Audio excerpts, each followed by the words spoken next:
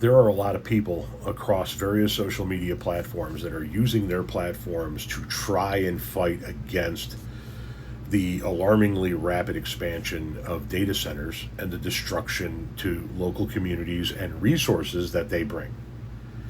And out in Utah, Scott D. Henry has been taking up that mantle more than a lot of people have been. And he has taken it directly to the governor of that state, pointing out the extreme hypocrisy in that state when it comes to resources available for data centers versus resources available for citizens of that state. This is likely the most destructive and costly fire in terms of property damage that the state has ever seen. Utah's fast-growing Cottonwood Fire has already scorched an area the size of Salt Lake City with no containment in sight and extremely dangerous conditions ahead. Officials say so far no one is injured or missing, but the damage is stark. Ash and remains of buildings dot the charred landscape, but we still don't know exactly how many have burned. The situation might get worse before it gets better.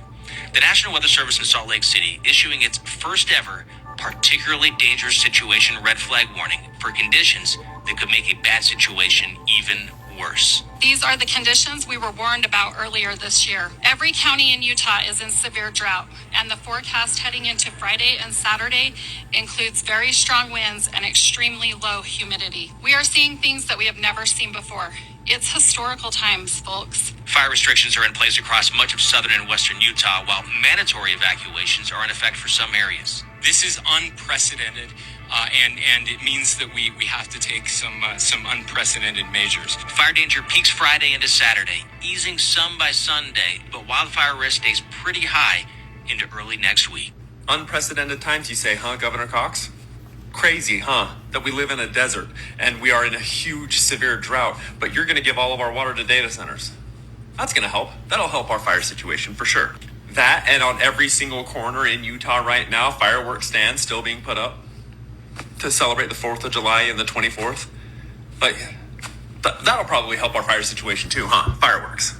And don't you believe in with the faith of a mustard seed you could move a mountain? How come none of you have any faith? Why aren't you praying for rain, and why isn't it happening? Have more faith, Governor Cox. He's been beating this drum for a while now, and he's 100% correct. Listen, it's when people talk about data centers using up water, it's not because they flush the toilet more or they just leave the sinks running.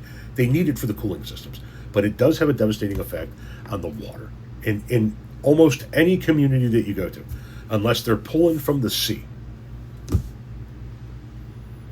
And every single county in that state is under some type of severe drought situation. Why would you in a million years approve a data center?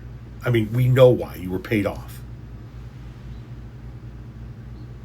But my guy, for real? Stop being a fucking shill and start being a fucking governor.